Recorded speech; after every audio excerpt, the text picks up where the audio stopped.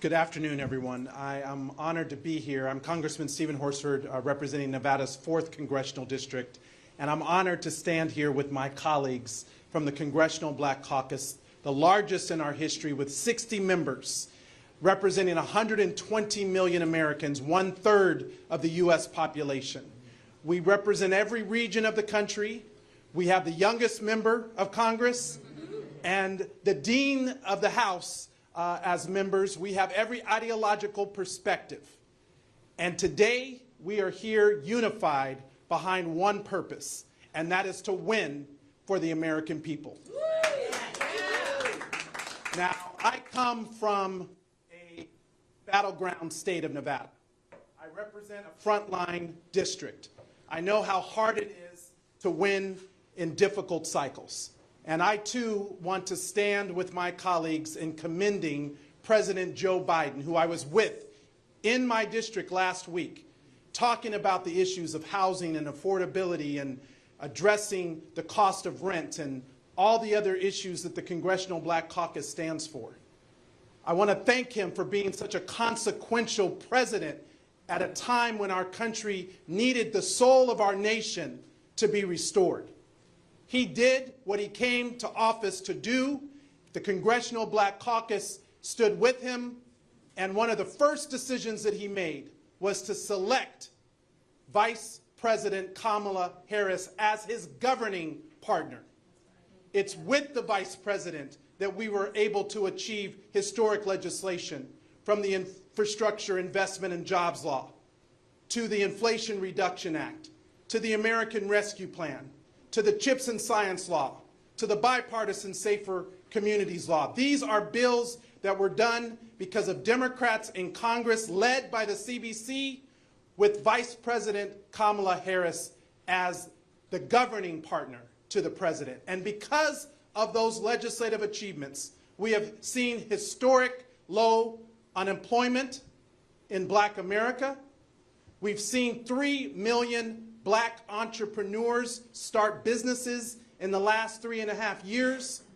We lifted 50% of Black children out of poverty into the middle class.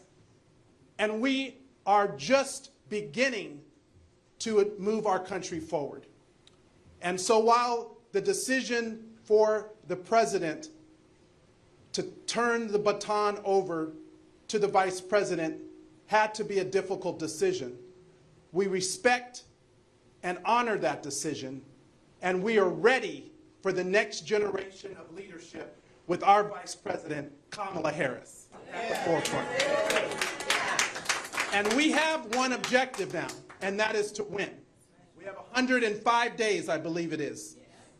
And not just to win the White House, but to win the majority in the House of Representatives, to make Hakeem Jeffries the next speaker, the first Black speaker in U.S. history, to return the gavels to Maxine Waters over financial services, to Chairman Gregory Meeks over foreign affairs, to Bobby Scott with education and labor, to Benny Thompson in Department of Homeland Security, and all the subcommittee chairs who will also be elevated, not only for the gavels, but for the American people. That's right. For the issues, to center the people in the policy that we are seeking to advance. And I want to commend Vice President Kamala Harris, because we've been working in partnership with her on the reproductive justice tours to protect a woman's right to make her own health care decisions about her body that disproportionately affect Black women.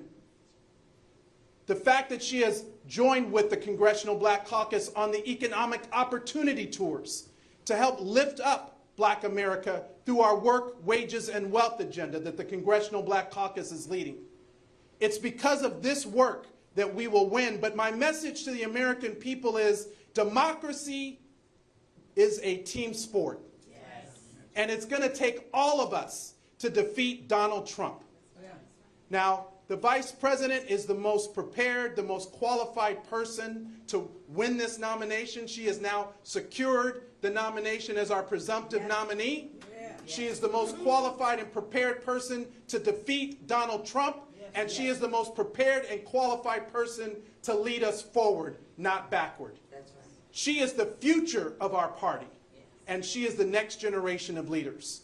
So we are proud, as the Congressional Black Caucus, to stand with her and to work with her between now and November to win for the American people, to win for Black America. That is what we are here to do, and I'm so proud to stand with my colleagues to make sure that that happens.